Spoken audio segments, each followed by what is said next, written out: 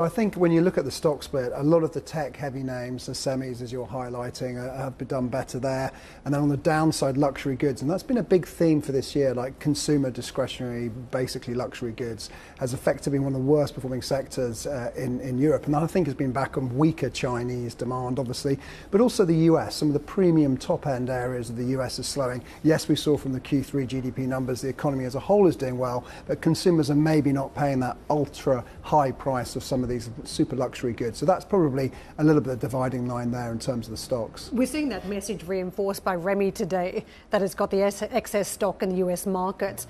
As we gear up for next year, and I was looking earlier in the show at some of the market positioning, consumer discretionary did well in the United States. Yeah. Do you think investors on Wall Street are looking in the rearview mirror that what we've had, very strong labour market, wage renegotiation, that consumers are still spending up and the patterns remain there, that they're looking backwards over the course of 2023, not forward enough? Yeah, no, I would agree with that, Karen. I think also the difficulty with the US consumer discretionary section is you've got Amazon in there, which is an absolute beast. So that's basically doing its Magnificent Seven kind of thing. But you're right, consumer discretionary as a whole in the US has done better. And we have had a stronger economy. And obviously US and Europe have diverged. I mean, Eurozone didn't grow year on year really in Q3, and the US, as we saw from the figures yesterday, is growing at a fair clip, over 3% year on year. So there's been a big divergence in that. But I think as we go into 24, we do think the economy in the US will slow. We think these pent-up interest rate hikes will actually have an impact. These higher mortgage rates, we're starting to see some delinquencies in auto loans and credit cards. And I think that means the consumers will just be a little bit more wary as we go into 2024. For anyone who's watched markets closely, there can be a divergence in stock performance versus economic performance. And while you point out the two regions were quite different in the quarter, the stock market performance was quite similar. What happens in 2024? Do you see both of them in lockstep moving forward?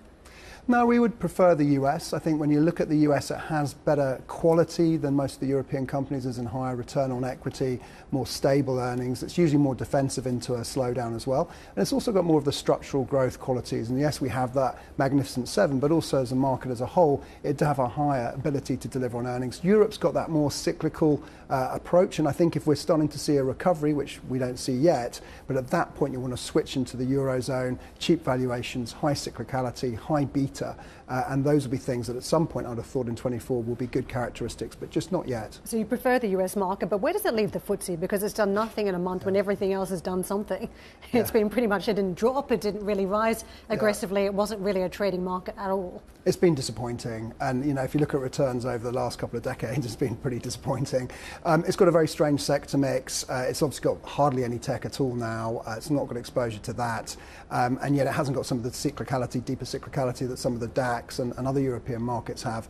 So we actually have a slight preference to the UK over Eurozone, but that's mainly on valuations. We're on about 10 times forward earnings, which usually tends to be the bottom of the band, but it's tough to see that catalyst to get really excited about the UK, unfortunately. We've been debating earnings more broadly this morning and what 2024 holds.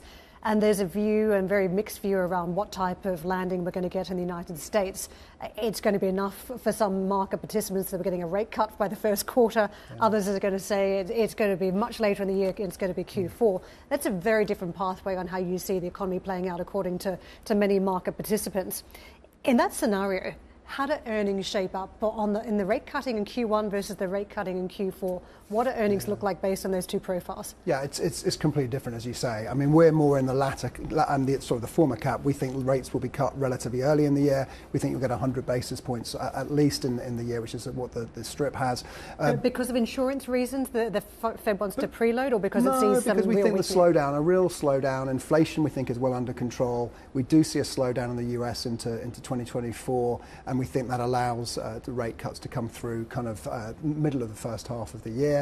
And in that backdrop, I think the 10% earnings growth that consensus has, it's roughly the same for the world and the S&P. It's about 10% growth.